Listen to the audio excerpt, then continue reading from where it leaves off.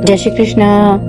योगानंद जी कहते हैं कि आप अपने तारणहार स्वयं ही हैं, परंतु आप इस बात से अनजान ही रहते हैं कि आप ही शाश्वत प्रकाश भी हैं और आनंद भी हैं। आपकी कमियां चाहे कुछ भी क्यों ना हो, कितनी भी क्यों ना हो, परंतु जब आप अच्छाई का प्रकाश भीतर लाने की चेष्टा करते हैं तो फिर वे कमियां आपकी नहीं रह जाती, क्योंकि आपका अंतर्मन रूपांतरित हो जाता है।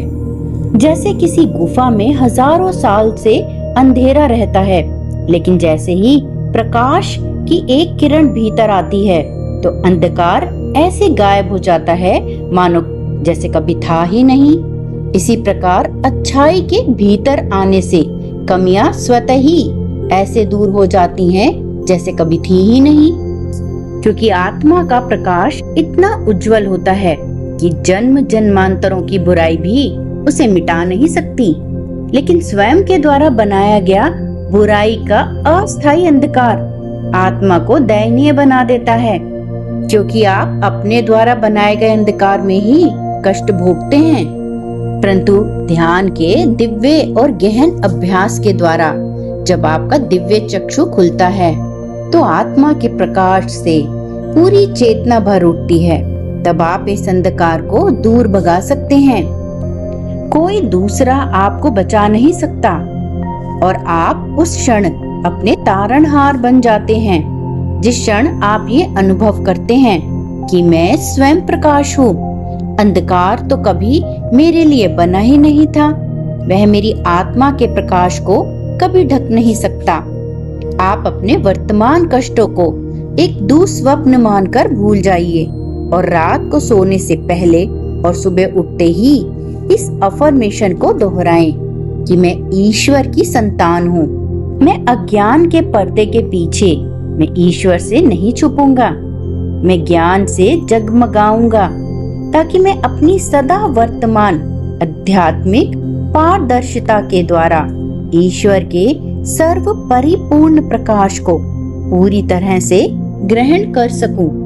उनका प्रकाश पूरी तरह प्राप्त करते हुए मैं स्वयं को ईश्वर की संतान के रूप में जानूंगा, जो कि मैं हमेशा से था, क्योंकि मैं उनके स्वरूप से रचा गया हूँ। मैं सदा सर्वदा ईश्वर की ही संतान हूँ। मेरी शक्ति मेरी सभी परीक्षाओं से बढ़कर है। अतीत में मैंने जो भी गलतियां की हैं, उन्हें मैं अपने अच्छे कर्मों एवं ध्यान के द्वारा सुधार सकता हूँ। मैं उन्हें नष्ट कर डालूंगा, क्योंकि मैं सदा सर्वदा अमर हूँ। योगानंद जी कहते हैं कि प्रत्येक मनुष्य को प्रत्येक रात्रि तब तक ध्यान करना चाहिए जब तक कि वह अपने सभी सांसारिक विचारों और इच्छाओं को चेतना से बाहर न निकाल दे।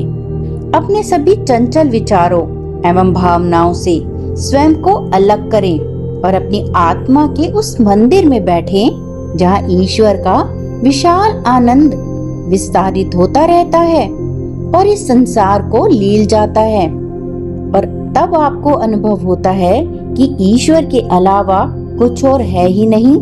इसीलिए तब आप ये कह पाएंगे कि मैं ईश्वर के अनंत प्रकाश के साथ एक हूँ।